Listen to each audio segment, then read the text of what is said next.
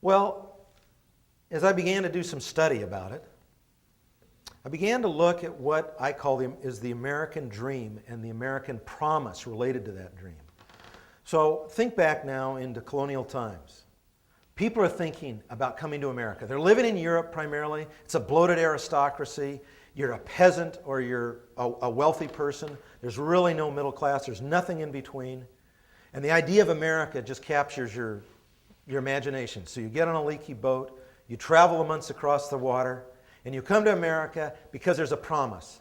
And the first promise is you are responsible for your life. You are responsible for the consequences that you create.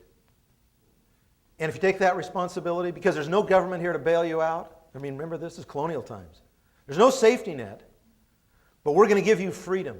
And there's a great big country, and there's this huge asset called land. And we're going to give you that asset. We're going to give you access to that asset if you will take the responsibility for your life.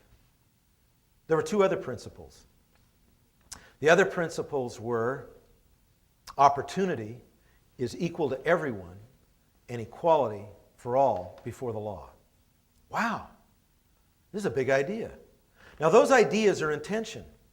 In other words, freedom and responsibility are polar ends. Opportunity and equality are polar ends. So balancing that tension over the years has taken somebody being in the middle. How much equality do you give people? How much opportunity do you just let run rampant?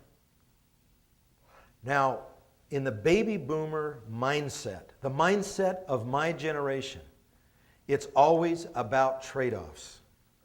And what we've created is Boomer World. Boomer World is a whole series of events that have produced a condition that we find ourselves in today, where there is a great polarization of income, a great polarization of feeling, where in recent pre-election polls, the most common statements made by people were a sense of hopelessness, despair, impotence. That's pretty weird in a country with this promise. And then, as I began to look at the attitudes of the generation of this CEO, this 37-year-old CEO, and below, I began to see clearly that there was new ideas. Ideas that the world has got to become better, more sustainable. What was mentioned to me is this: what company in the world leaves the world better off for it being?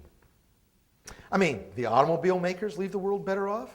Just the process of making and using that steel and guzzling all this gas and the tires and gasoline and everything that we have to do.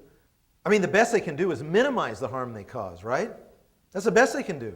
I'm not talking about tobacco companies or the real bad boys. I'm just talking about, well, if every business in the world just sort of strip mines the world's assets a little at a time when the population is exploding and will continue to explode, at a time when the whole world needs more and more and more, well, what's going to happen?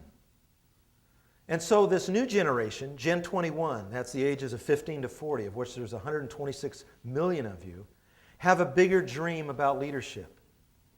It's the dream to take all that is good and make it better.